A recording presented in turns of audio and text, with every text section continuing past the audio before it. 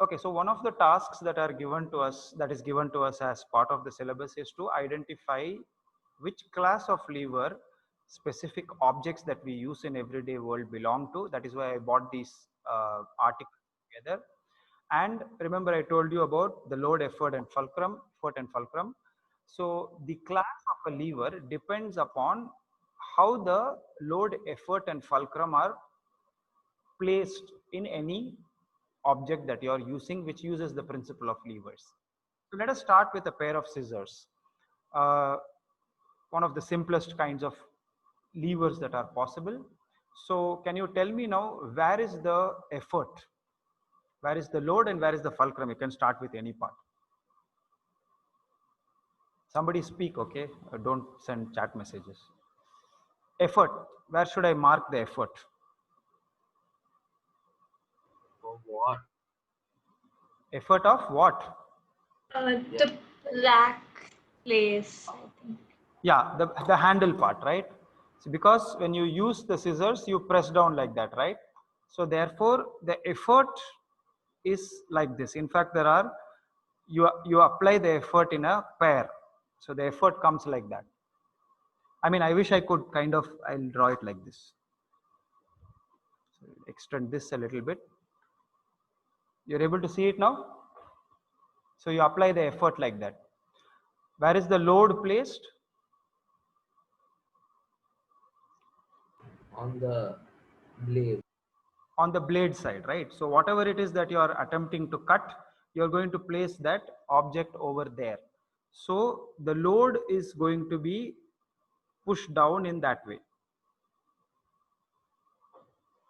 And where is the fulcrum?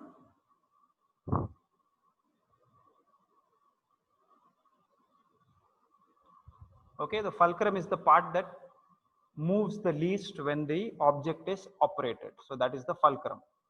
Okay, so if you look at the any one of the blades, you can take this blade or you can take this blade. You organize the effort, fulcrum, and load in a particular manner. So E, F, L. Okay, so when it is EFL, then we say that this class of lever is what is called a first class. All right, now I know that it can be quite confusing. I remember in school never being able to remember which is a first class lever and which is a second class lever. I could identify, you give me any object, I will identify where is the effort, where is the load, and where is the fulcrum. But the problem is that I could never remember which is which.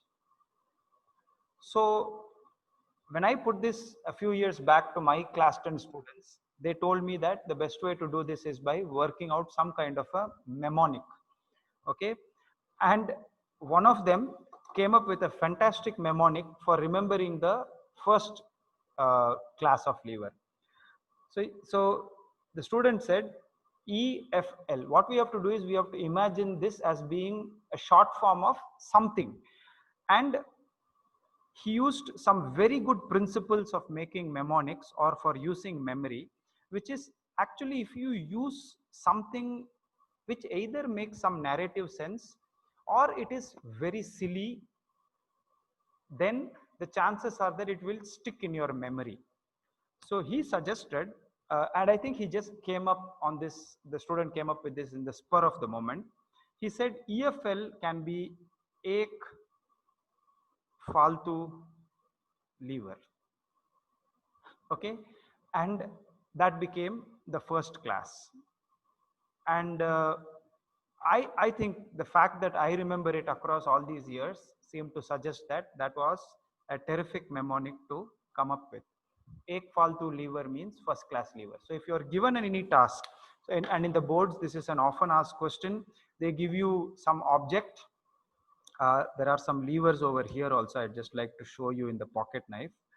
There, this is a favorite. So if you can see this, that's a bottle opener, a bottle cap opener. I don't know if you people have used this and you know how it is. I'll explain it. I don't think we'll have time today, but I'll explain it in another class. but they give you this and they tell you what type of lever is a bottle opener.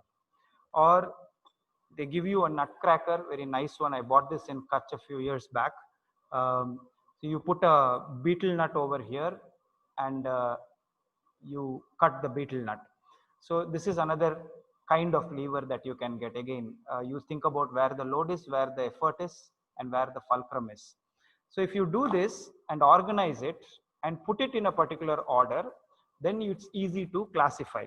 But for that, you need to work out at least 2 mnemonics out of the 3 that are possible. So the basic idea is that you have 2 mnemonics. If both mnemonics don't fit whatever it is that you have identified, that means that it is the other class for which you don't have a mnemonic. So you can work it out that